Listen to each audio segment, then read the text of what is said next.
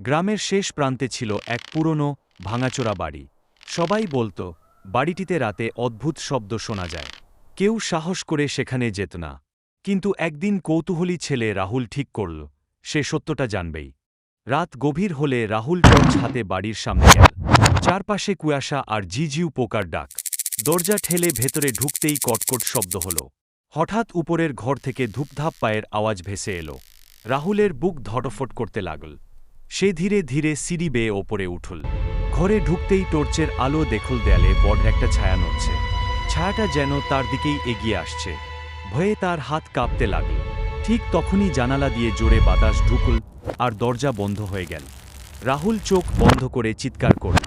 কিন্তু কিছুক্ষণ পর সব শান্ত। সে চোখ খুলে দেখে ঘরে কেউ নেই।